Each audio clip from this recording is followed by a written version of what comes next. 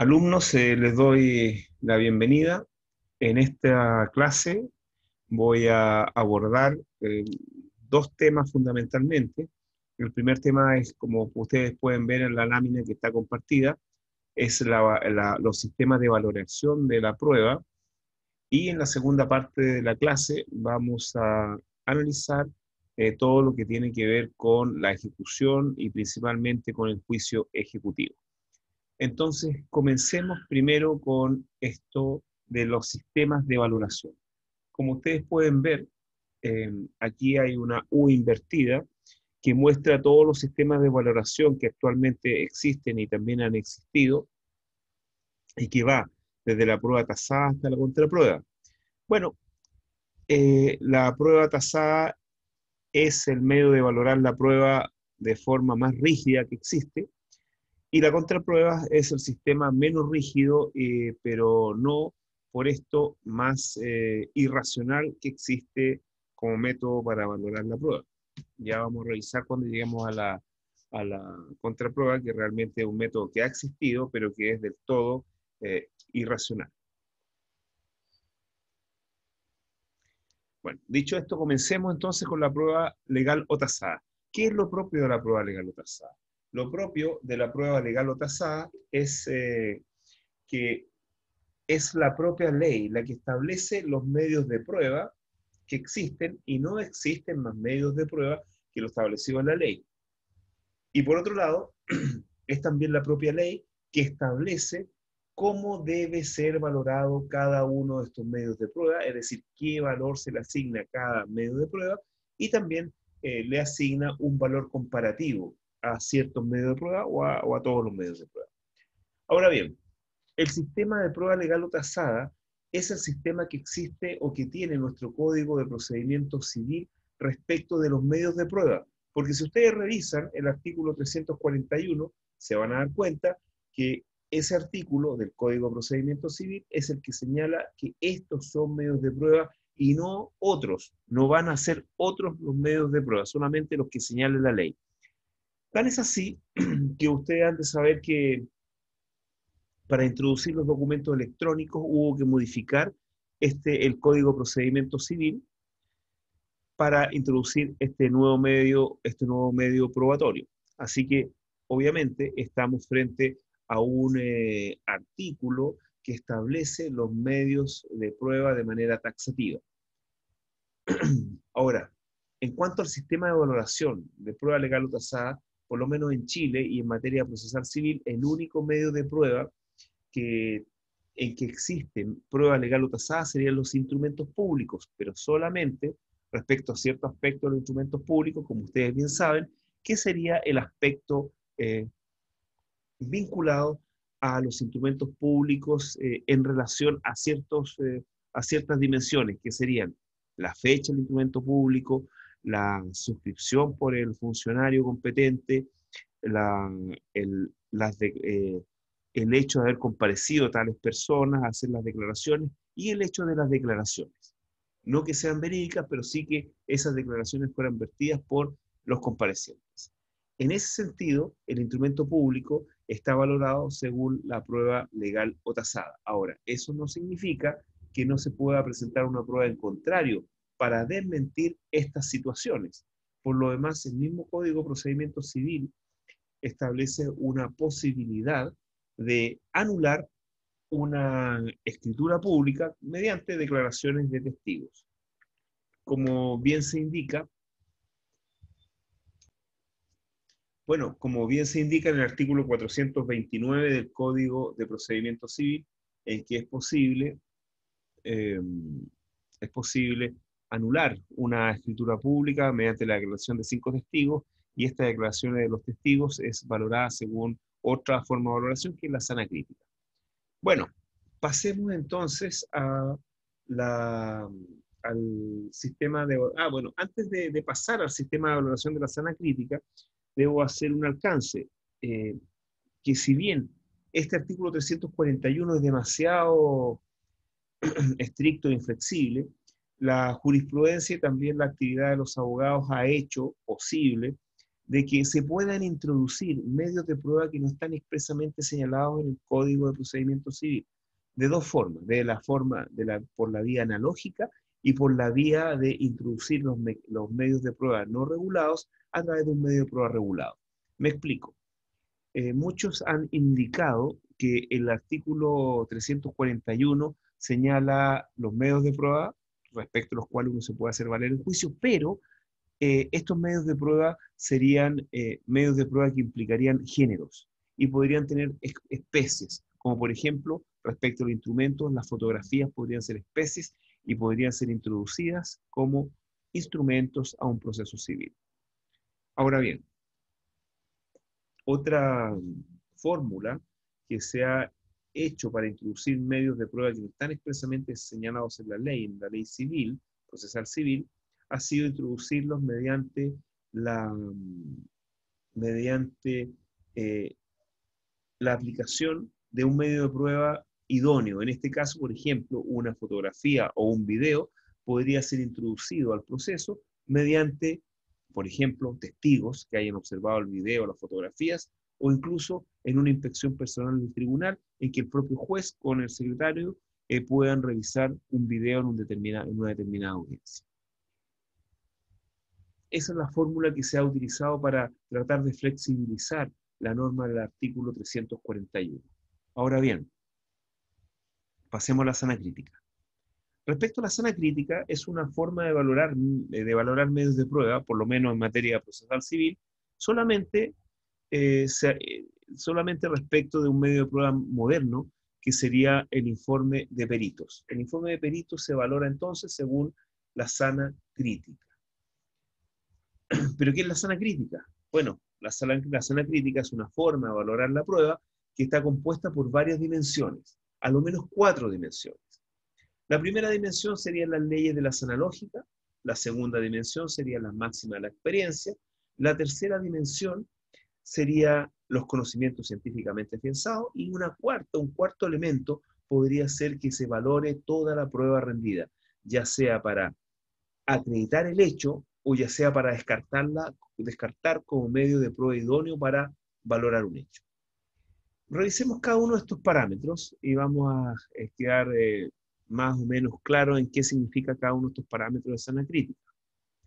Y para ello, voy a mostrar un documento de un libro bastante interesante en que yo pude encontrar ejemplos y una explicación bastante sencilla, más que sencilla, bastante clara, de lo que son las leyes de la sana crítica y en qué principios se basan estas leyes de la sana lógica, de la lógica. Entonces vamos a revisar esa parte, ese libro. Bueno, aquí podemos apreciar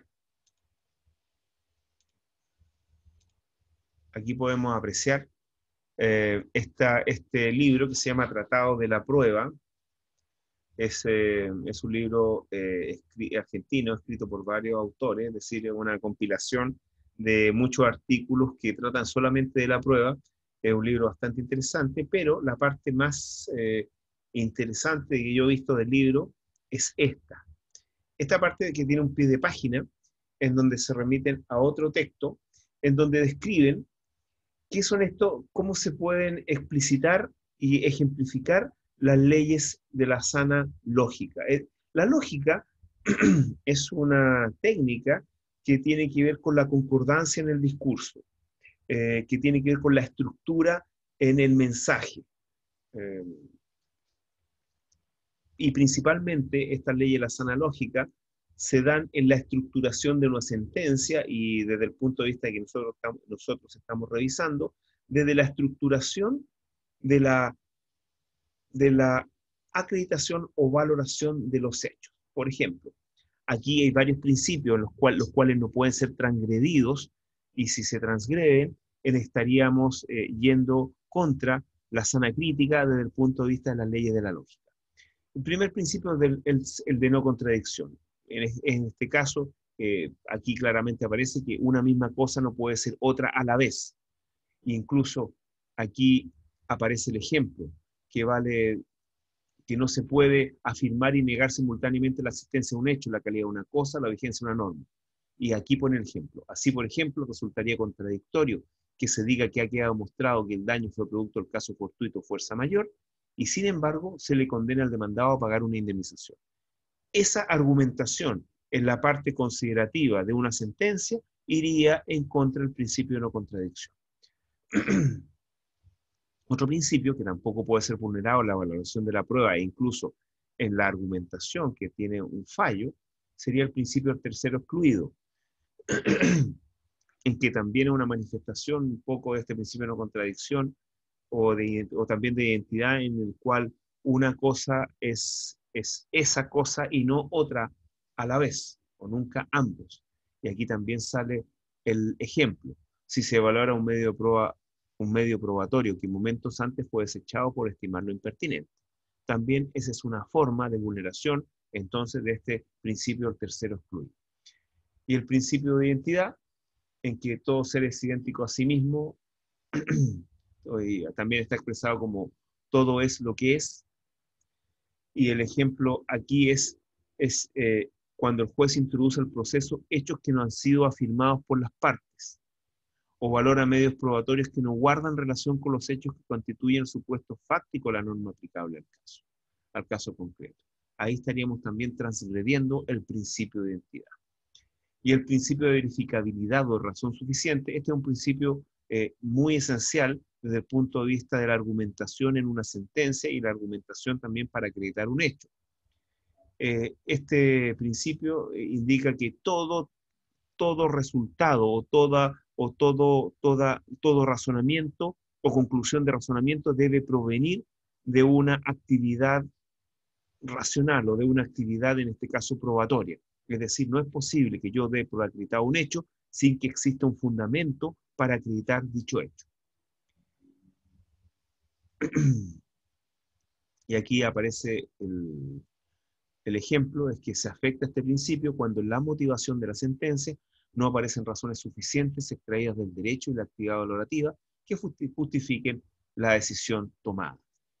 Estas son las leyes de la lógica y la fórmula o la forma como ellas pueden ser transgredidas en el fallo.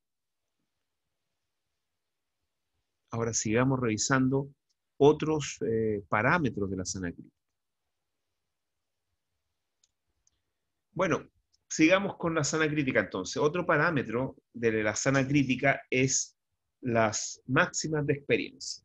¿Y qué son las máximas de experiencia? No son más que aquellos principios o leyes que cualquier persona normal puede representarse de la mera observación de lo que ocurre normalmente.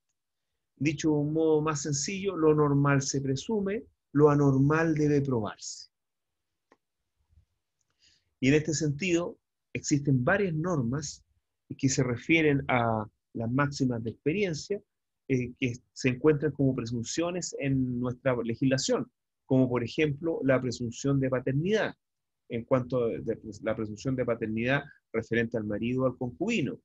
En esta situación, lo normal es que se presuma que si nace dentro de un concubinato o dentro de un matrimonio, o se concibe dentro de un matrimonio, un niño, obviamente va a tener como padre al marido o al concubino, que es lo normal.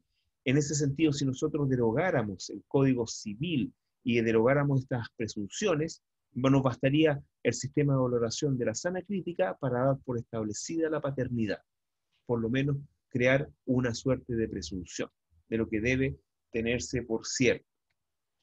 Esas son las máximas experiencias. Por ejemplo, también respecto a la conducción vial, si derogáramos la ley de tránsito, obviamente, si existe un accidente de tránsito en donde es chocado un conductor por detrás, obviamente, ¿quién puede ser el único responsable? Es el que chocó por atrás, porque él es el único que pudo, dadas las máximas experiencias en la conducción, que pudo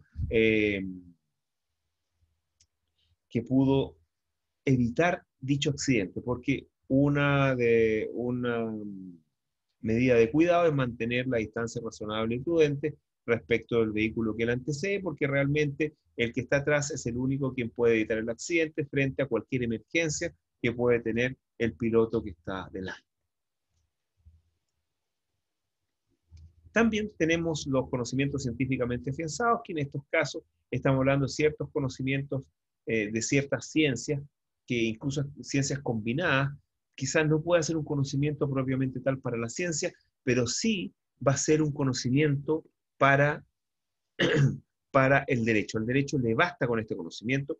Ejemplos de ellos son los exámenes de ADN que pueden determinar paternidad y también que pueden determinar que una persona estuvo en tal lugar al dejar rastros biológicos como sangre o piel o pelos o etc. En estos casos no es una, para la matemática, por ejemplo, no se da el 100% de posibilidades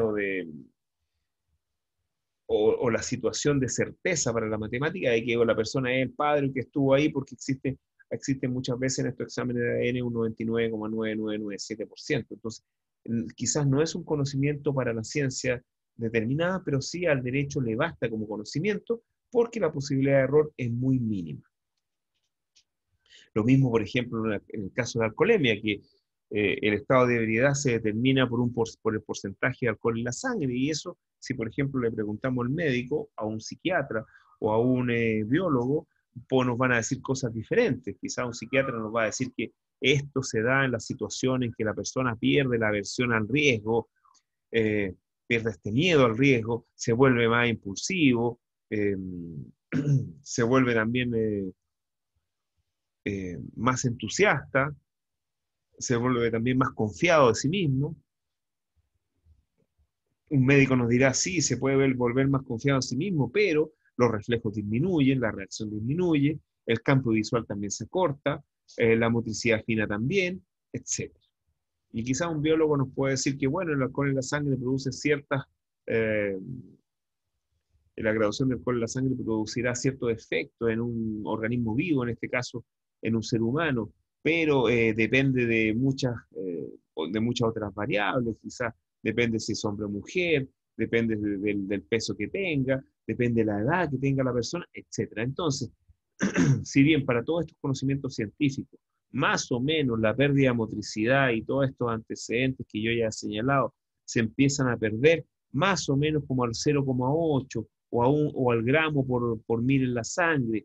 Entonces, bueno, la ley, la legislación penal optó por el 0,8 en la sangre. ¿Para qué? Para evitar los falsos positivos si es menor y también para evitar situaciones de mayor compromiso de conciencia en el gramo por mil en la sangre, que era lo que regía hasta como el año 2000 aproximadamente. Entonces, ese conocimiento científico que toma el derecho, le basta ese grado ese grado de convicción que tiene ese conocimiento para determinar que una persona se encuentra ebria. Pero ya lo vimos que para las ciencias del cual sale este conocimiento, quizás no se da el estado de ebriedad. ¿Ven? Esos son los llamados conocimientos científicamente afianzados. Y por último, podemos decir que un componente esencial de la sana crítica es esta situación o esta obligación que tiene el juez de valorar todos los medios de prueba que hayan sido vertidos en el proceso, ya sea para acreditar el hecho, ya sea para descartar su valoración. Esto está tratado en el Código Procesal Penal, en el artículo 297, y también se encuentra tratado en la legislación procesal laboral.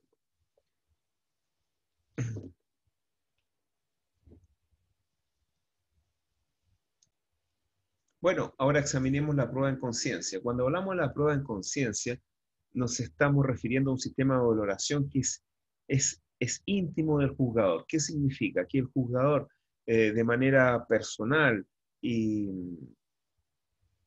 y, digamos, sin someterse a ningún control más que su propia conciencia, es decir, ese propio sentimiento, sensación que tiene cualquier persona de evitar el mal y de producir el bien en sus decisiones y en su actuar.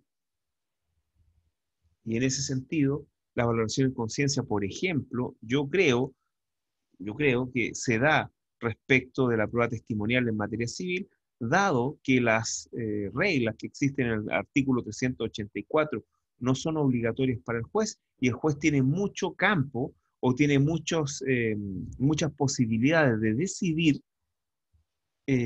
conforme a lo que él le parezca íntimamente. Por ejemplo, cuando el código habla que va a preferir a los testigos que sean de mejor fama, o que le parezca que digan la verdad, aunque sean menos cantidad. Eso para mí es íntima convicción o prueba en conciencia. Y no es una prueba legal o tasada, porque le deja demasiado campo la, al examen interno que el juez tiene que hacer respecto al medio de prueba.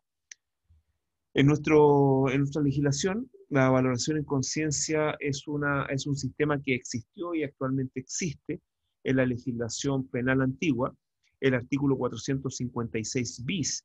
De hecho, del código, de nuestro viejo Código de Procedimiento Penal, establecía la norma de que solamente es posible condenar a un imputado solamente mediante cuando el juez ha obtenido la íntima convicción a propósito de los medios de prueba que establece la ley de la culpabilidad del, eh, del imputado.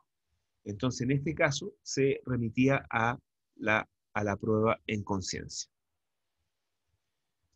Y bueno, y la libre convicción o prueba libre es aquel medio de prueba o aquel sistema de valorar la prueba que en donde deja libertad al tanto deja libertad al juez y a las partes para allegar medios de prueba, es decir, para allegar elementos probatorios que aunque no sean pruebas formalmente, no estén establecidos especialmente en la ley, es un medio de prueba.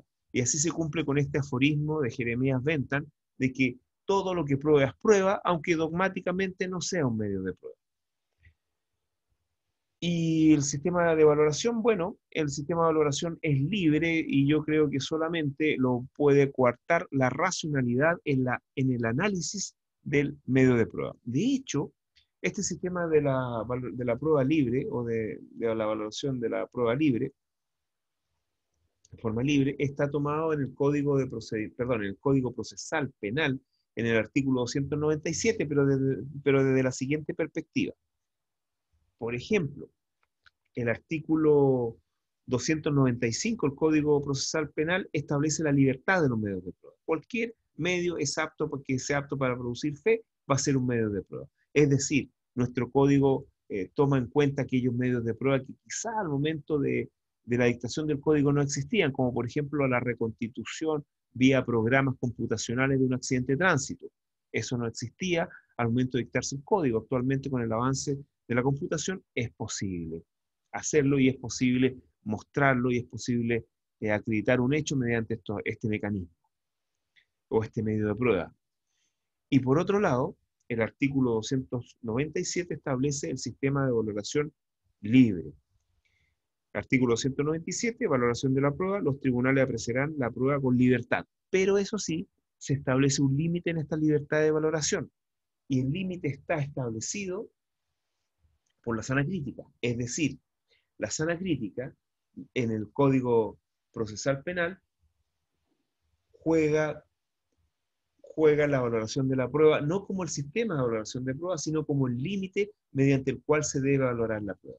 Es decir, solamente vale como como un, eh, como una muralla infranqueable por la libertad en la forma de valorar la prueba por parte de los jueces. Ahora bien, tenemos la contraprueba, y la contraprueba es un sistema de valorar la prueba del todo irracional, que no está sometido a ninguna norma, que de hecho una de las manifestaciones son las llamadas ordalías, en donde no obstante todos los medios de prueba den como resultado A o blanco, el imputado o incluso el acusador puede recurrir a la ordalía, es decir, al juicio de Dios, para desacreditar toda la prueba que se ha rendido en el proceso y dar por establecida la culpabilidad del acusado o la inocencia del acusado por la mera ordalía. Como por ejemplo, el quemar con agua caliente, en el caso que se recupere, era inocente, o la ordalía del duelo, el duelo a muerte, el que queda vivo, el que gana el duelo, era el que tenía la razón, porque Dios lo ha favorecido, o por ejemplo también el ser arrojado a un río con unas piedras y si sale o no se muere, también sería favorecido por Dios y en ese caso sería inocente, etc. Bueno, todos sabemos que estos sistemas de ordalía se prestan para bastante corrupción, porque también puede ser que el fierro o que el agua no esté tan caliente, que el verdugo cuando administra el veneno no haya tanto veneno, no haya tanta concentración de veneno, etc. Estos sistemas de ordalía obviamente tendrían a la corrupción y también son sistemas total y absolutamente irracionales que han sido ya dejados por lo menos aquí en Occidente de lado. Y como le he mencionado en alguna oportunidad, todavía queda resabios de la ordalía, por ejemplo, en el juramento de los testigos, en donde uno se le somete a un juicio divino o se le amenaza con un juicio divino, en el caso que jure y diga y mienta, o a un juicio, se le amenaza a un juicio terrenal, en el caso que prometa y mienta en el juicio. Entonces, estos son los sistemas de valoración de la prueba que les puedo mencionar, y con esto terminaríamos la primera parte de esta clase para continuar con la segunda parte, que sería el juicio ejecutivo. Bueno, empecemos. Les voy a mostrar una serie de láminas con las cuales quiero explicar el juicio ejecutivo. En primer término, ¿qué es un juicio ejecutivo? Aquí en la lámina ustedes pueden revisar lo que es un juicio ejecutivo. Un juicio ejecutivo es un proceso en el cual la única discusión, si es que hay discusión o si es que hay juicio, van a ser las excepciones opuestas por el ejecutado o demandado. El demandado en el juicio ejecutivo toma el nombre de ejecutado. Si no se ponen excepciones, no hay un juicio ejecutivo propiamente tal. De hecho, no hay juicio, sino solamente ejecución. Es decir, una serie de actos tendientes al cumplimiento compulsivo de la obligación contenida en un título ejecutivo. Y para los efectos que ya he indicado, el juicio ejecutivo el juicio ejecutivo se va a tramitar al menos en dos cuadernos. El cuaderno ejecutivo principal, que es el cuaderno en donde se lleva el juicio propiamente tal. Podríamos hablar del proceso jurisdiccional. Y el cuaderno de premio, en donde se va a llevar a cabo la ejecución. Podríamos llamar de la actividad más bien administrativa para lograr el cumplimiento de la ejecución con algunos matices jurisdiccionales. ¿Matices jurisdiccionales en qué sentido? Las autorizaciones judiciales que hay que solicitar para limitar la propiedad, el derecho de dominio del ejecutado. ¿Ok? Eso es lo que yo podría decir respecto a qué es un juicio ejecutivo. Bueno, lo otro es, ¿y hay juicio ejecutivo sin excepciones? Ya dije que no había juicio ejecutivo sin excepciones, pero ahora vamos a ver las normas legales que nos indican que realmente no hay juicio ejecutivo sin excepciones. Al respecto, la norma es el artículo 472 del Código de Procedimiento Civil, que dice que si no hay excepciones, eh, se va a cerrar el cuaderno principal o ejecutivo y el mandamiento de ejecución y embargo que está en el cuaderno de apremio va a ser las veces de sentencia de término. Entonces, definitiva de término. Entonces tenemos que sin excepciones no hay juicio ejecutivo porque no hay nada que discutir, porque vamos a revisar más adelante que el título ejecutivo es un instrumento que da pleno poder para dos cosas. Primero, para tener o para considerar indubitada una obligación y para iniciar un procedimiento ejecutivo.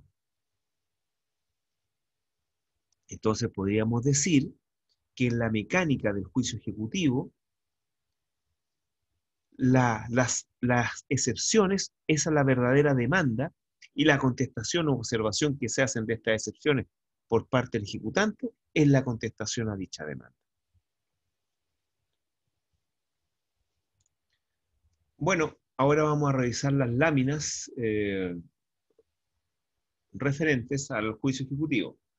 Ahí tienen la primera lámina, donde están las características del juicio ejecutivo que se explican a sí mismas. El juicio ejecutivo es de aplicación general. Claro, es especial desde la perspectiva de que está en el libro tercero, los procedimientos especiales, pero es de aplicación general, sobre todo el juicio ejecutivo de ejecución de obligación de dar, porque al final los otros dos tipos de juicio ejecutivo, obligación de hacer y de no hacer, se remiten y se circunscriben al juicio ejecutivo de obligación de dar. ¿Por qué? Porque es el procedimiento ejecutivo que es supletorio porque se encuentra más ampliamente regulado. Y en definitiva, los juicios ejecutivos de obligación de no hacer y de hacer, en los casos que no se pueda deshacer lo hecho, o en el caso en que, o que se pueda incluso deshacer lo hecho, en el caso que no se pueda obligar a confeccionar la obra en el juicio de hacer, se a, van a convertirse en juicio ejecutivo de obligación de dar, es decir, de dar una indemnización. Bueno, no tiene por único objetivo ejecutar resoluciones judiciales. Eso también lo vamos a revisar. Vamos a ver que el juicio ejecutivo, su objetivo es ejecutar, es decir, hacer cumplir no solamente resoluciones judiciales, que son un tipo de título ejecutivo, sino que otros títulos ejecutivos que vamos a revisar. Tiene un carácter compulsivo, pues el cumplimiento no es un cumplimiento que pueda ser, invitado, sino que es obligatorio. Aquí se ejerce esta labor que tiene el derecho o esta característica que tiene el derecho de hacer cumplir por la fuerza lo ordenado. Su fundamento es la existencia de la obligación indubitada que se encuentra en el título ejecutivo. Los medios de defensa del ejecutado están limitados. También lo vamos a revisar. Vamos a revisar que hay un catálogo en el artículo 464 de defensas del ejecutado. La discusión es eventual porque ya sabemos que si no se ponen excepciones, en esa única oportunidad no habrá juicio y no habrá discusión, no habrá nada. Y se encuentra regulado en el libro tercero del Código de Procedimiento Civil en los artículos 434 y siguientes. El juicio, bueno, vamos a empezar a ver el juicio ejecutivo de obligación de edad. Como ya dije, se tramitan en dos cuadernos, en el cuaderno ejecutivo y en el cuaderno de premio. Ya vimos que contiene cada uno de ellos en grandes rasgos. Vamos a los presupuestos del juicio ejecutivo. Son 4 los presupuestos del juicio ejecutivo. Primero, que la obligación no debe encontrarse prescrita, a pesar que el orden debiera ser primero la existencia de un título ejecutivo. Es decir, la D. Podríamos empezar con la D, que es la obligación debe constar en un título ejecutivo.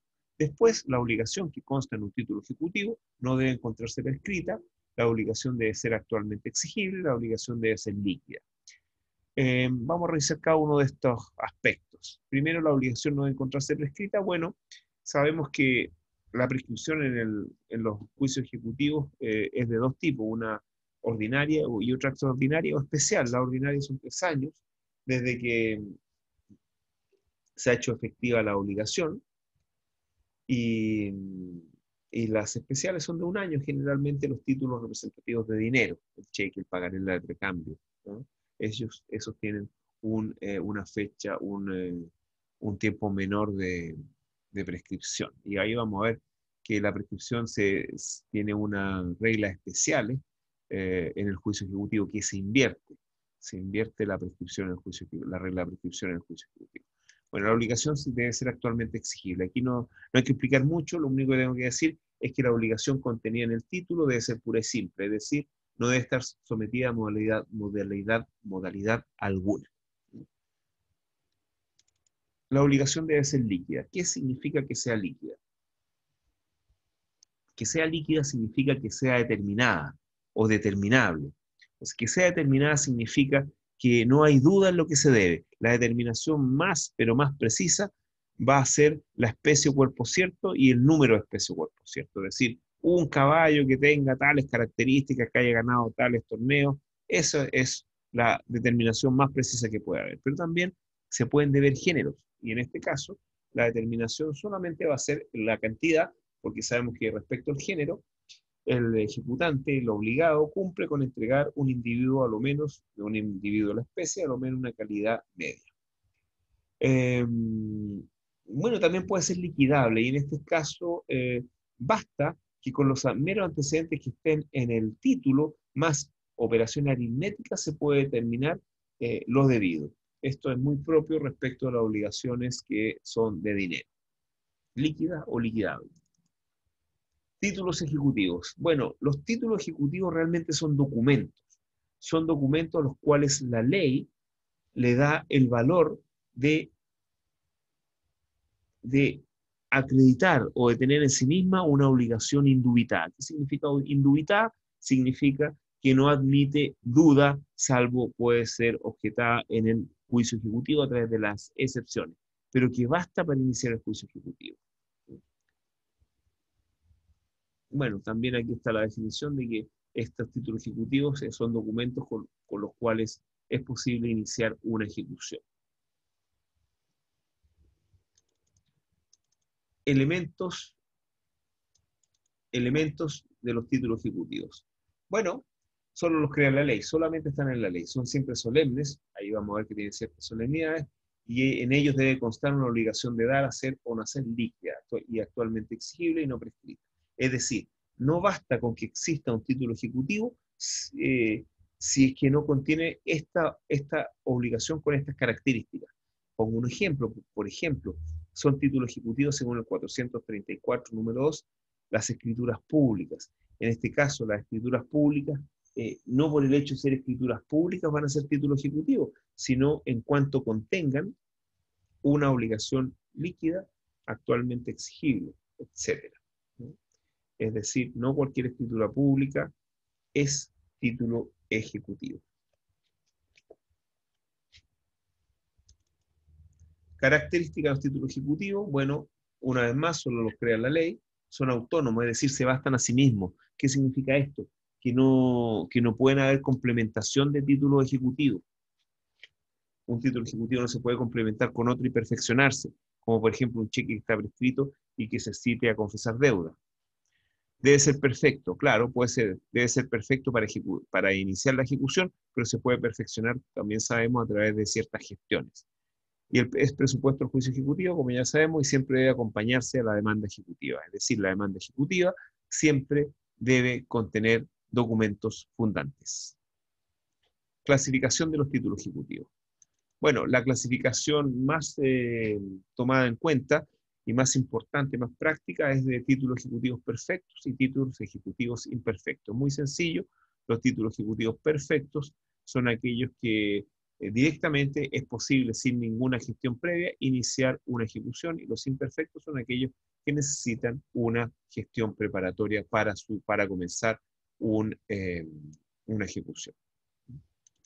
Según su origen, bueno, ahí tenemos varios orígenes, pueden ser judiciales, como sentencia definitiva, interlocutoria, el acta de conciliación, el avenimiento, etc. También tenemos títulos ejecutivos convencionales, que pueden ser creados por las partes, pero que están establecidos en la ley, como escrituras públicas, letras de cambio, pagaré y cheques.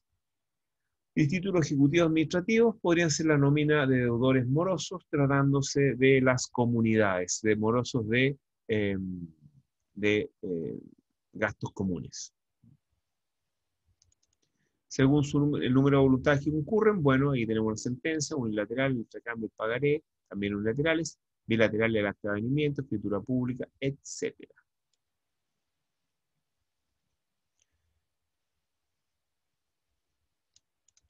Desde el punto de vista de la ley que los contempla, podríamos hablar de títulos ejecutivos que están en el Código de Procedimiento Civil y otros títulos ejecutivos que están fuera del Código de Procedimiento Civil, como ustedes ya conocen las facturas, por ejemplo, el acta de conciliación ante eh, el inspector del trabajo, los finiquitos, eso están en leyes especiales. Desde el punto de vista de la naturaleza del documento, los auténticos y los privados, las escrituras públicas y auténticas, las mismas sentencias, los privados, los que constan en instrumentos privados. Título ejecutivo. Vamos a revisar cada uno de los títulos ejecutivos de forma bastante sucinta. Primero, las sentencias, ya sean definitivas e interlocutorias. Aquí el apellido es que estén ejecutoriadas. Ahora bien, aquí no aparecerían las sentencias que causen ejecutoria, pero las sentencias que causen ejecutoria también son sentencias que pueden ser susceptibles o pueden iniciar un procedimiento ejecutivo. ¿Por qué? Porque se pueden cumplir. Ahora, que se encuentren ejecutoriadas implican que ya han pasado la etapa recursal y también que ha pasado o que no se han interpuesto los recursos. Bueno, la copia autorizada de escritura pública, bueno, ya esto también lo sabemos. En cuanto esta escritura pública debe contener una obligación actualmente exigible, líquida, etcétera, no prescrita.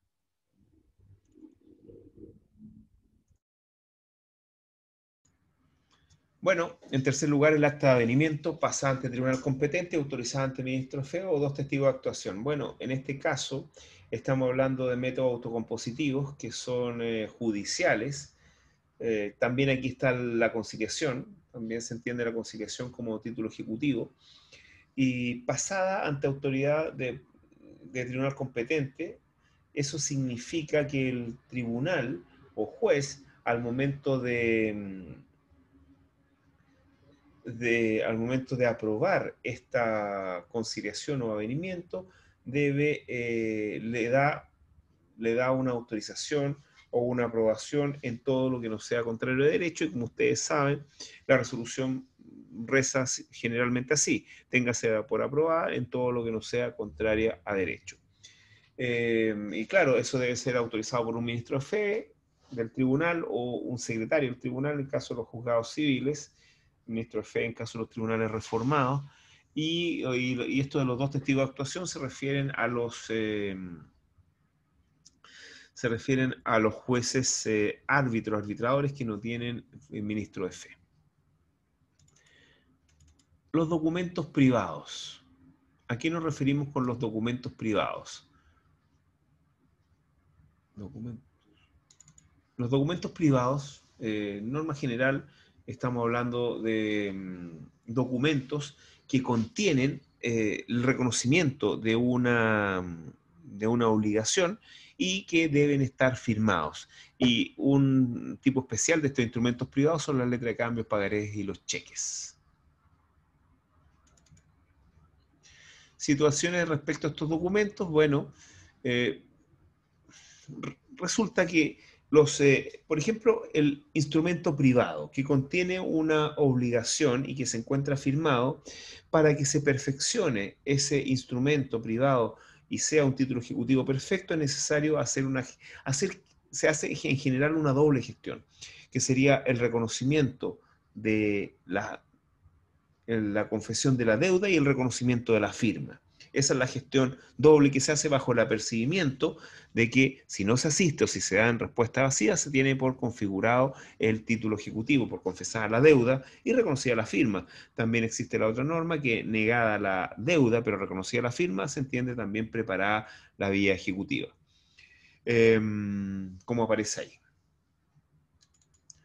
Respecto a los títulos de crédito de dinero, son otras gestiones preparatorias que se realizan, pero que todos tienen que ver con la firma, porque lo importante respecto al título del título ejecutivo, instrumentos privados, lo importante es la firma. Eso es lo importante. Por ello, por ejemplo, en la letra de cambio, en el pagaré o en el cheque, se notifica el protesto de dichos instrumentos y existe un plazo de 3 días para objetarlo. Si no se objeta, se les tiene por reconocidos, la firma, se tiene por perfecta el título ejecutivo. Ahora hay un caso especial tratándose de las letras de cambio y los pagarés que son protestados por un notario, en donde si el protesto se hace en forma personal, también se tiene por perfectos y no es necesario hacer la gestión judicial, a diferencia de lo que ocurre con los cheques que los protesta el banco.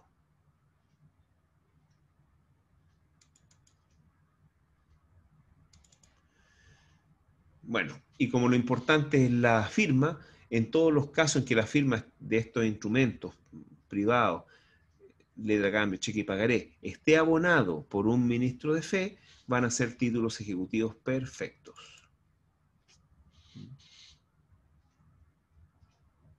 Bueno, y ahí está la gestión de perfección de los títulos de crédito de dinero que ya les he indicado. Y aquí está la especial situación de los cheques, en que en el cheque puede tener varios protestos y hay determinados protestos que no dan lugar a, o sea, mejor dicho, que dan lugar a una acción no tanto no civil, sino también penal en estos casos.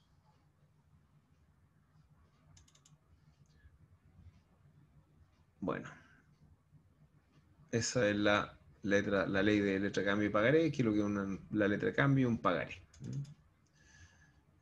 Bueno, y aquí está el protesto. Ya sabemos que la letra de cambio pagaré es protestada por un notario y el cheque es protestado por el banco.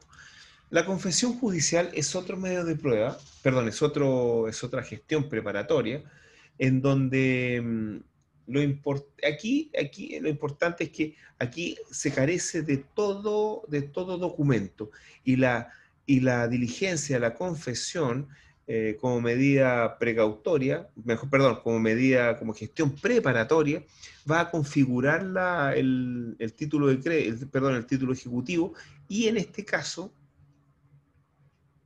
los tribunales han sido reacios a que existan estas gestiones preparatorias sin que no vayan acompañadas de un instrumento o de, más que de un instrumento privado, de un principio de prueba por escrito para darle seriedad. Bueno, hay un paralelo entre la confesión, la gestión de confesión y la medida prejudicial. Ahí ustedes pueden ver que el titular o futuro demandante o demandado, el titular es futuro demandante en el caso de la gestión preparatoria, en el caso de la medida prejudicial, en un juicio declarativo, uno tiene que señalar la acción, o sea, es requisito el juicio declarativo, uno tiene que señalar la acción. En el otro caso estamos frente a un juicio ejecutivo.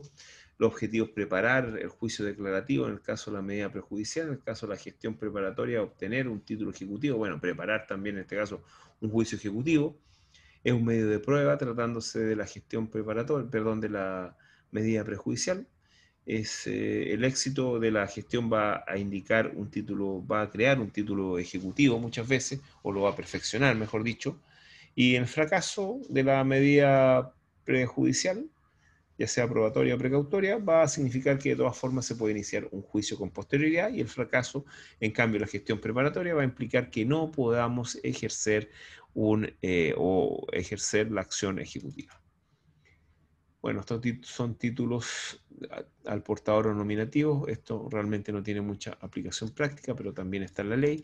Y número 7, otros títulos que señala la ley. Aquí podríamos nosotros poner, por ejemplo, las sentencias que causen ejecutoria, el contrato de prenda agraria, etcétera. Todas estas cosas que aparecen aquí y que están en otras leyes o en el mismo Código de Procedimiento Civil, pero no expresamente regulado en el 434, como son las sentencias que causan ejecutoria. Bueno, aquí están las facturas como título ejecutivo fuera del Código de Procedimiento Civil. Ahí están los requisitos para que sean título ejecutivo las facturas, requisitos procesales. Aquí están las gestiones preparatorias que ya les he reseñado: la gestión preparatoria de reconocimiento de firme, confesión de deuda; la gestión de confrontación de título y cupones, que realmente no se utiliza; la notificación de protesto de letra de cambio y pagaré; la gestión de evaluación, que también se utiliza muy poco; la gestión de notificación de título ejecutivo heredero, sí que se utiliza en los casos de que haya fallecido una persona. Tramitación del juicio ejecutivo. Antes que veamos la tramitación del juicio ejecutivo propiamente tal, lo que vamos a hacer va a ser revisar ciertas láminas que tienen que ver con lo que hemos visto.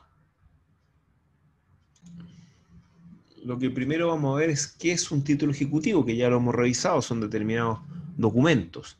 El número 1, ahí ustedes pueden ver que es un documento que contiene una obligación indubitada y al cual la ley le da mérito para comenzar una ejecución, es decir, un juicio ejecutivo.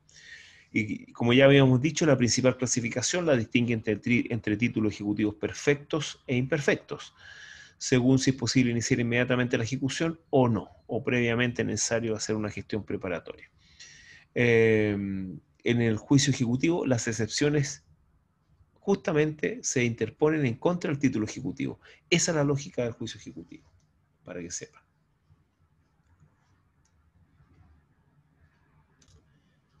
Bueno, analicemos esto de la prescripción en el juicio ejecutivo. ¿Cómo opera la prescripción?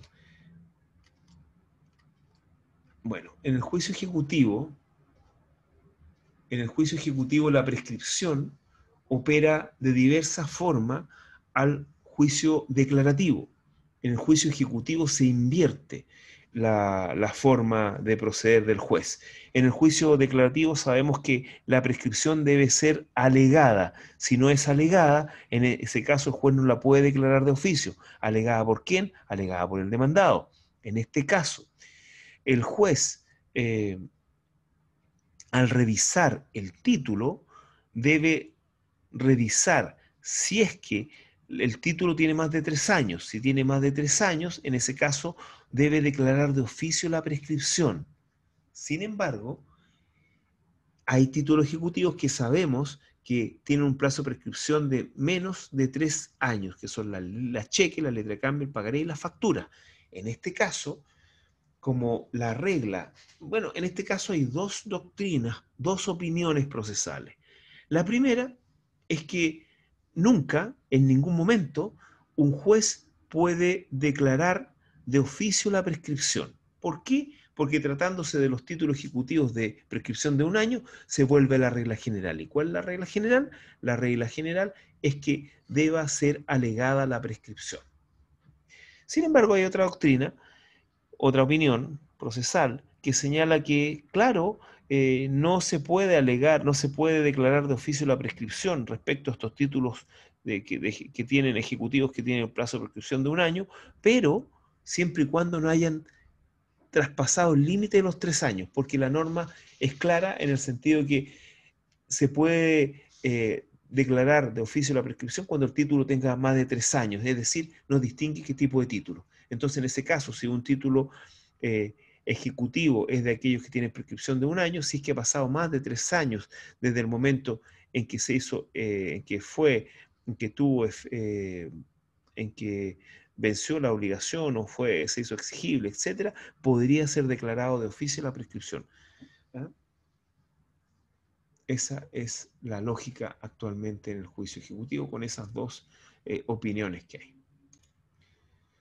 Bueno, no hemos revisado mucho la tramitación, pero este cuadro general les va a dar una visión sinóptica, una visión general de lo que pasa en el juicio, en el cuaderno ejecutivo o principal, que es el cuaderno jurisdiccional.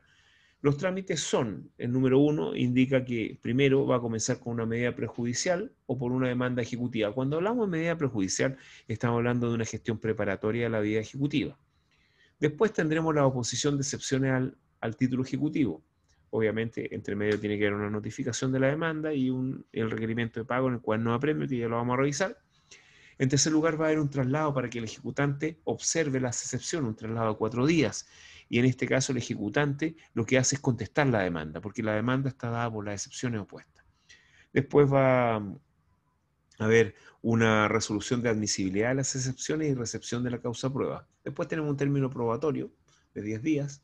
Después tenemos observación en la prueba, citación por sentencia, y posteriormente vamos a tener recursos. La sentencia tiene una clasificación especial que también la vamos a revisar. Entonces ahora vamos a continuar con las láminas del juicio ejecutivo y vamos a ir a la tramitación del juicio ejecutivo propiamente tal. Es decir, vamos a revisar el cuaderno ejecutivo, como vimos en esta sinopsis de que vimos la lámina. Ya. A ver. Cuaderno ejecutivo. Ya vimos que se inicia por una gestión preparatoria a la vía ejecutiva o por una demanda ejecutiva. En la gestión preparatoria, el demandado no va a tener nunca, no va a poder realizar nada, porque estamos hablando de una gestión que no tiene el carácter jurisdiccional.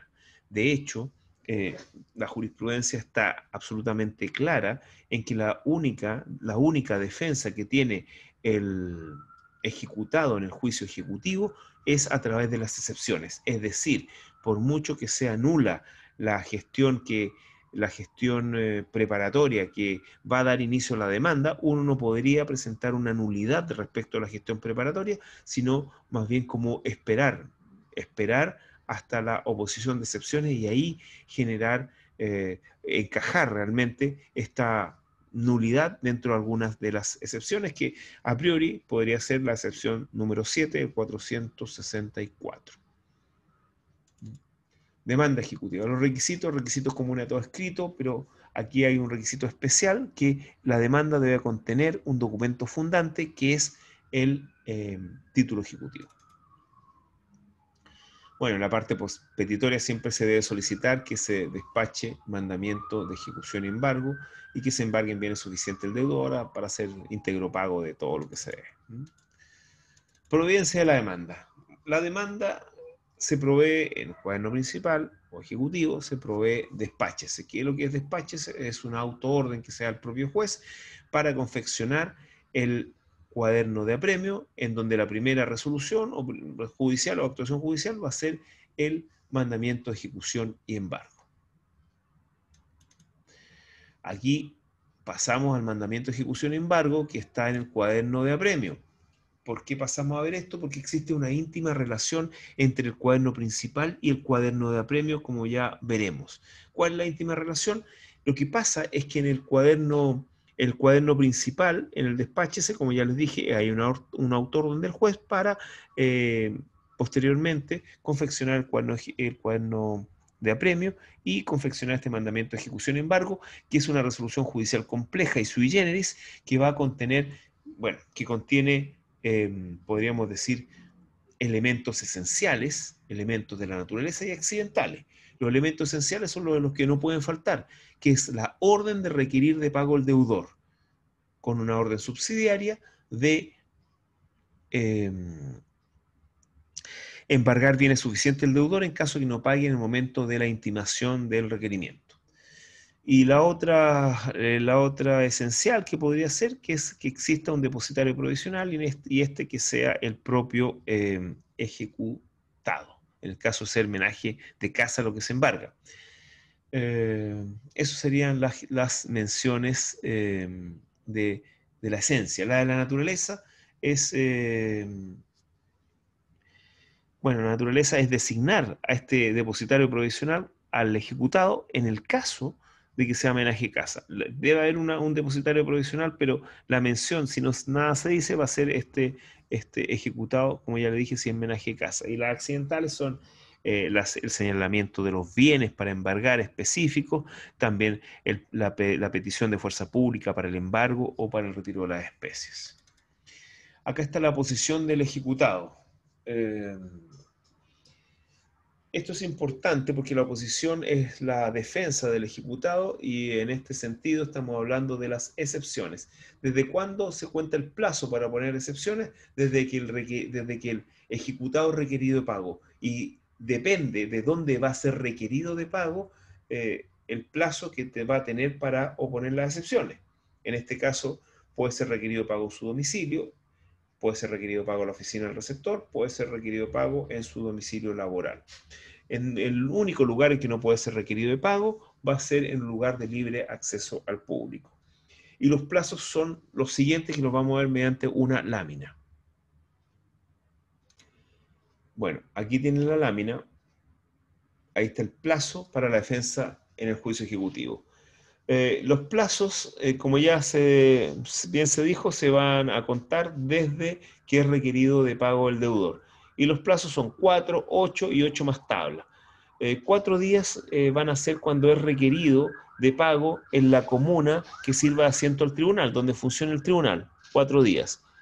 8 si es requerido fuera de la comuna, pero dentro del territorio de competencia del tribunal, y 8 más tablas si es requerido fuera del territorio de competencia del tribunal. Hay que recordar que en los casos en que el receptor no puede hacer el requerimiento de pago inmediatamente, conjuntamente con la notificación de la demanda al ejecutado, por ejemplo, los casos en que la notificación de la demanda se realiza en un lugar de libre acceso al público, en la calle, etc.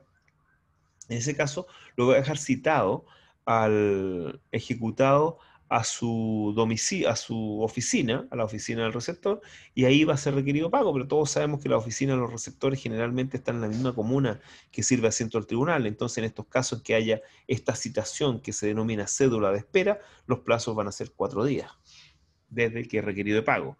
Y ya sabemos que si es citado a la oficina del receptor, bueno, puede ser que el ejecutado no vaya, pero si no va, va a ser de todas formas requerido en rebeldía. Eso es lo que quería que vieran respecto a los plazos para la defensa del ejecutado. Así que ahora vamos a seguir con las láminas.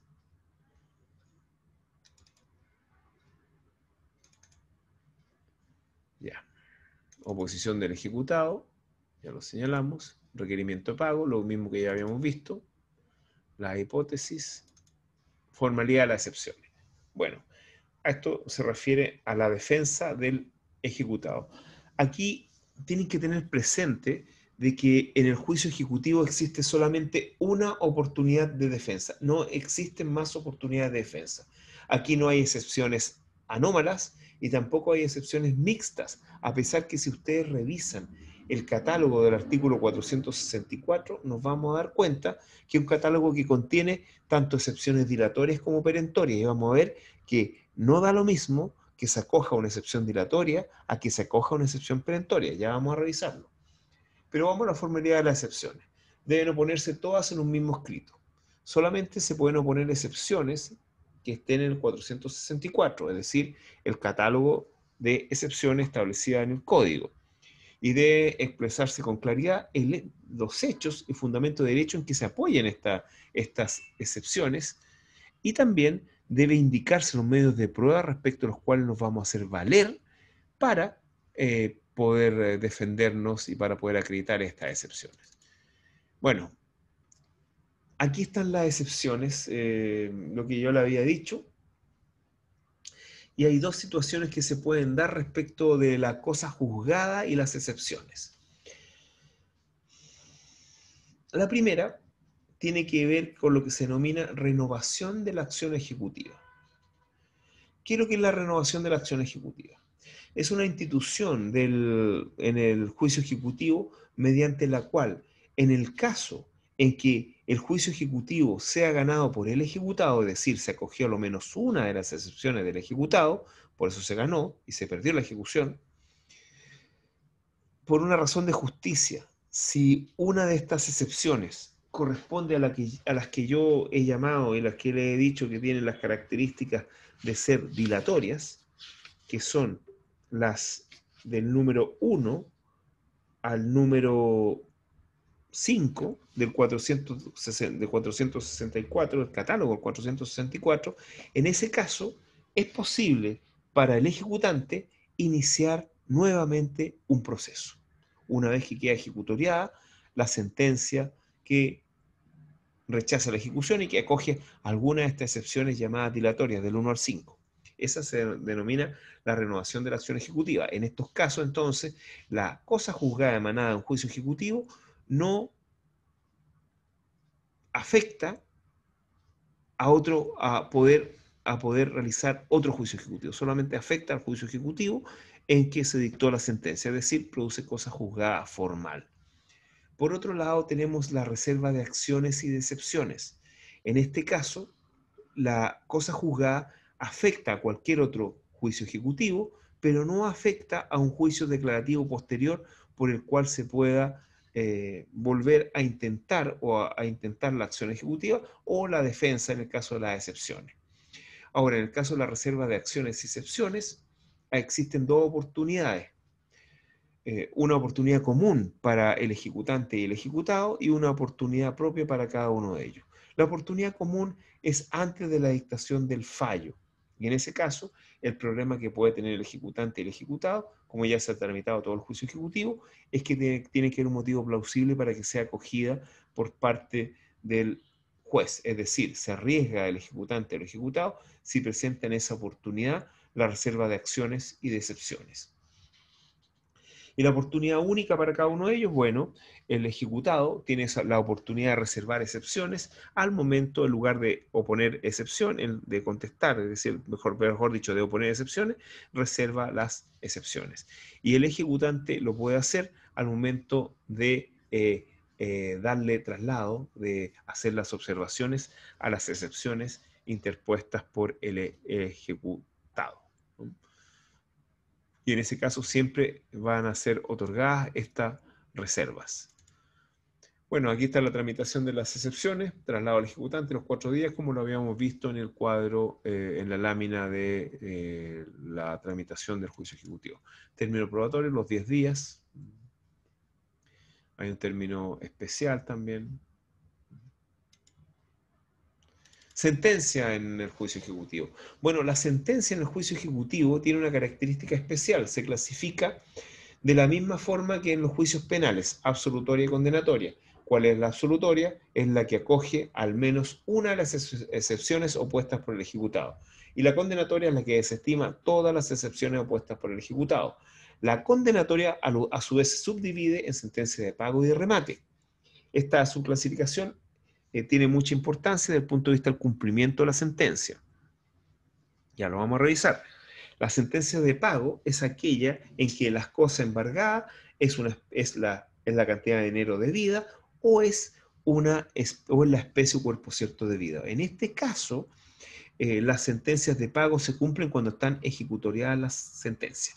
Y la sentencia de remate es la sentencia en la cual lo que se embarga son otros bienes diferentes a dinero o a la especie de cuerpo cierto de vida. Es decir, es necesario rematar dichos bienes para producir dinero y para entregárselo luego al ejecutante. En este caso, no se suspende la tramitación cuaderno, del cuaderno de apremio por la interposición de las excepciones y se sigue adelante con el cuaderno de apremio, embargando, retirando, rematando y entregando el dinero al tribunal y hasta ahí hasta la entrega, hasta el dinero, hasta que se entregue el dinero al tribunal. El tribunal va a entregar el dinero una vez que esté ejecutoriado el fallo. Ahora, en ambos casos, la sentencia de pago y remate, es posible, en caso que hayan recursos por parte del ejecutado, que el ejecutante caucione las resultas de ese recurso y se pueda cumplir la sentencia.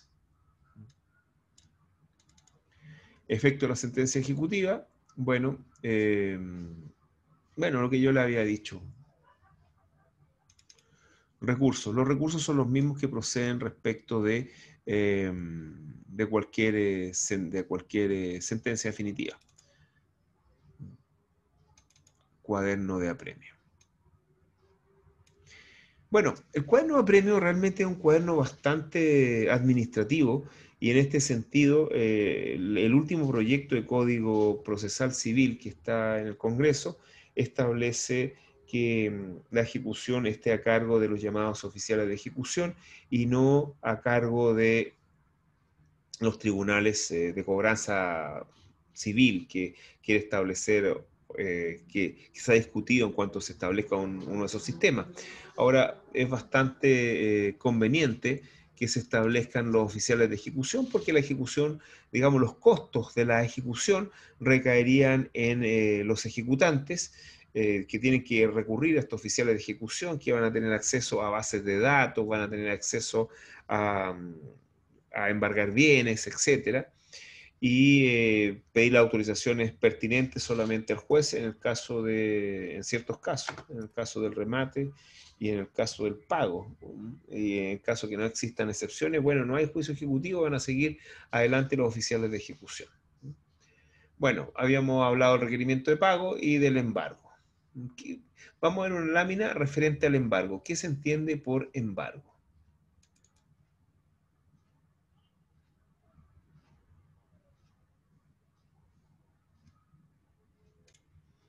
Ok, aquí tenemos una lámina que nos muestra qué es el embargo. Bueno, eh, el embargo puede ser visto de varias perspectivas. Desde una perspectiva, desde una actuación, el embargo es una actuación judicial, ordenada por un juez, realizada por un ministro de receptor judicial.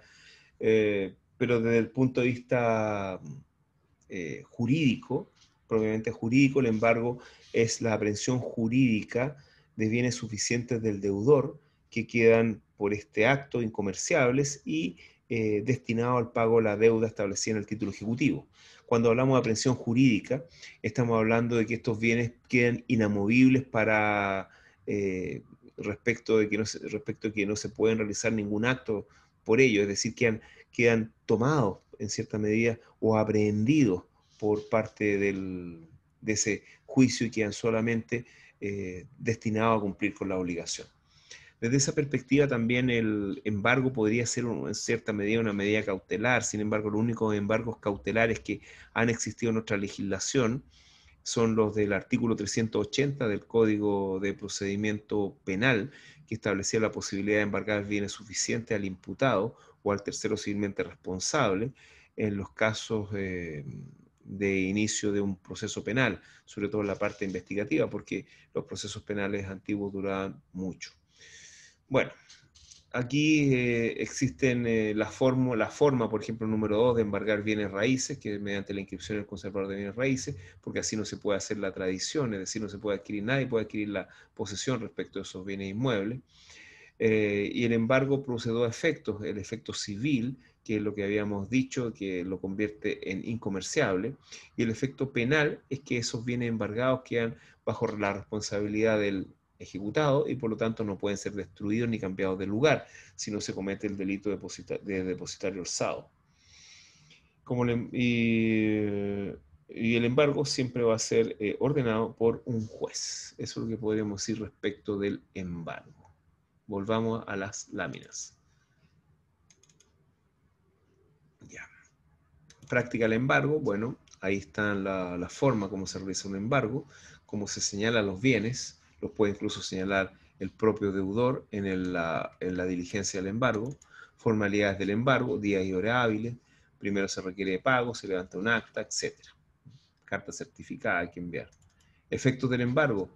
Aquí hay que revisar el artículo 1464 y también habría que revisar del Código Civil, también habría que revisar el artículo 1490 y 1491, porque el embargo en definitiva es un gravamen respecto de los bienes y por lo tanto ese gravamen, si es conocido por parte de los terceros, lo convertiría, se podría resolver cualquier acto o contrato que se haya realizado con estos terceros respecto a estos bienes.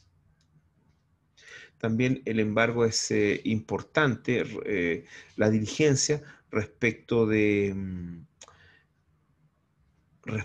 bienes que están sometidos a un sistema registral para esto del conocimiento. El reembargo. ¿Qué es lo que es el reembargo? El reembargo es la posibilidad que se da y que puede realizarse un embargo de un bien respecto del mismo bien que se encuentra embargado por otro juicio. Es posible reembargar un bien, es decir, que varios acreedores que han iniciado juicio ejecutivo contra el ejecutado puedan embargar por su parte cada uno dichos bienes. Bueno, aquí están los incidentes vinculados al embargo, el incidente de exclusión de embargo, cuando estamos frente a un bien inembargable, y para eso vamos a revisar una lámina respecto a los bienes inembargables.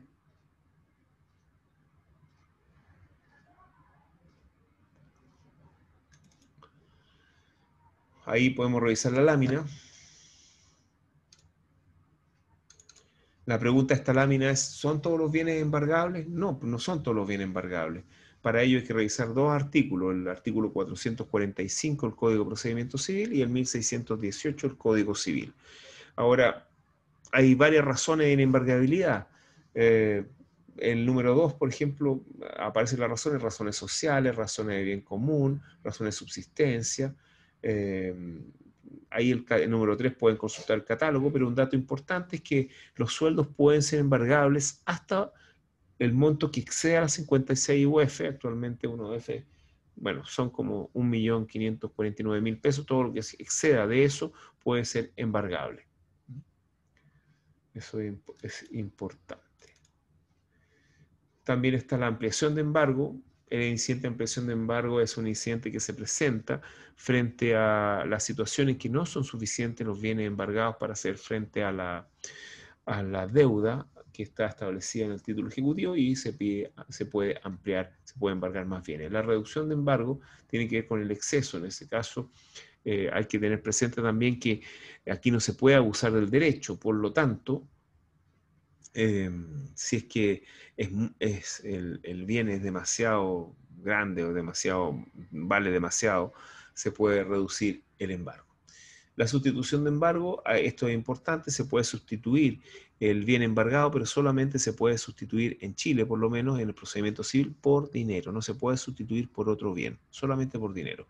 Y la cesación de embargo, bueno, con el pago, principalmente con el pago del capital, principalmente. Administración de los bienes embargados, bueno, le corresponde a un depositario. generalmente es el propio deudor cuando se trata de homenaje de casa. Y la sentencia de pago, ya lo vimos cuando es especie de cuerpo cierto, la sentencia de remate. También vimos esto, sentencia de remate. Procedimiento a premio. Aquí tenemos la forma en cómo se rematan los bienes. Tenemos principalmente tenemos dos tipos de bienes: los bienes que son previa tasación y los bienes que no son previa tasación, que serían principalmente los bienes muebles. Los efectos de comercio son realizables en el acto. Aquí los bienes muebles se venden al martillo, es decir, se venden en pública subasta mediante un martillero público, sin mayores formalidades. En cambio, los bienes raíces tienen muchas formalidades. Primero está la tasación, después está la fijación de día y hora para la subasta, aunque antes se supone que están las bases del remate. Después tenemos esto de la purga de la hipoteca, después la autorización para enajenar el bien embargado y la publicación y los avisos. A ver. Bueno, empecemos primero con la valoración de los bienes, inmuebles principalmente. En este caso, la valoración que se le va a dar a los bienes inmuebles va a ser el valor que tengan para la tasación del impuesto territorial, es decir, contribuciones. Contribuciones. A esto el ejecutante el ejecutado se puede oponer pidiendo una tasación. Bueno, esto de la nulidad de la subasta, previamente a que haya subasta, debe estar indicado el valor. Deben estar aprobadas las bases del remate, y las bases del remate no son más que todo aquellas reglas por las cuales se va a regir el remate. Por ejemplo, que cuándo debe ser pagado el precio, que el precio debe ser pagado de contado, también las garantías que tienen que tener los postores para acceder al remate, etc. E incluso una cláusula eh, bastante compleja, que es la cláusula en que el ejecutante se puede hacer pago con el bien embargado, en este caso el inmueble, con el crédito que tiene. También, luego de que están aprobadas las bases del remate, se pide las publicaciones, hay una fecha de remate ya determinada, las publicaciones tienen que ser 4. Lo importante es que la primera publicación tiene que haber un tiempo intermedio de lo menos 15 días entre la primera publicación y el remate. Los restos se pueden hacer con menos lapso de tiempo para la realización del remate. Y en estos casos, este plazo de 15 días es un plazo de días corridos. Es el único plazo de días corridos que tiene nuestro Código de Procedimiento Civil, por eso es tan importante. Ya, bueno, llegado el día del remate, es el juez quien remata los bienes inmuebles, que se pueden rematar tanto en el lugar donde se sigue el juicio o en el lugar donde están situados los inmuebles, porque nuestro código da esa posibilidad debido a que, como es tributario de todo el siglo XIX, las comunicaciones no eran muy expeditas en ese tiempo. Bueno, respecto a la purga de la hipoteca, tenemos que el remate judicial purifica a los bienes de todo gravamen que tengan menos de la hipoteca. Para que se purifique la hipoteca es necesario notificar a los acreedores hipotecarios de la realización de este remate o de este juicio ejecutivo, que generalmente se les notifica las bases del remate por cédula, bueno, realmente personalmente, pero como la mayoría son bancos, se les notifica de una forma especial por libro. Y en esta situación, el acreedor hipotecario lo único que puede hacer es pagarse con el resultado, preferentemente, obviamente, con el resultado de la subasta. Hay un solo caso en que el acreedor hipotecario puede reservarse la hipoteca, y el procedimiento de la purga de la hipoteca no es suficiente para purgar el inmueble de esta hipoteca cuando se adquiría por remate judicial. Y es el caso en que un acreedor hipotecario de grado posterior, porque ustedes saben que las hipotecas se prefieren en el orden de sus inscripciones, saca a remate por un juicio ejecutivo un inmueble el acreedor de grado preferente puede concurrir cuando es notificado de esta purga de la hipoteca, ahí tiene los dos derechos, que mantener la hipoteca o pagarse con el resultado de la subasta. Es el único caso en que en que el procedimiento purga de la hipoteca no surte sus efectos. Es el caso entonces del acreedor hipotecario de grado posterior que saca remate un inmueble y el acreedor hipotecario de grado preferente puede entonces reservarse el derecho. Después tenemos las tercerías en el juicio ejecutivo. Tenemos que en el juicio ejecutivo solamente pueden participar ciertos terceros cuyo derecho sobre el bien embargado sea de dominio, reclama el dominio, la posesión, la prelación o el pago. Es decir, la prelación es decir, pagarse preferentemente y el pago a pagarse en las mismas condiciones que el ejecutante. En los dos casos, la prelación y el pago, obviamente ellos deben para acudir a estas tercerías, para tener estas tercerías, deben ser acreedores que tengan títulos ejecutivos. Bueno, la tercería de dominio es bastante compleja, se tramita conforme a las reglas del juicio ordinario, sin escrito de réplica y dúplica. La tercería de posesión se tramita conforme a los incidentes. La tercería de prelación y de pago se tramita de manera incidental en el cuaderno de apremio. Y la tercería de posesión y dominio se tramitan en cuadernos separados. Ahora, lo importante respecto a las tercerías de dominio y de posesión es cuando una tercería de dominio y de posesión suspende la tramitación del cuaderno de apremio, y esto es bastante difícil de obtener. En el caso de las tercerías de dominio, para suspender el cuaderno de apremio es necesario que la tercería esté fundada en un instrumento público que tenga una fecha anterior a la fecha de la demanda ejecutiva, lo cual es bastante complejo. Y la tercería de posesión, en este caso se deben acompañar documentos, instrumentos que sean lo menos presunción grave de la posesión que se invoca.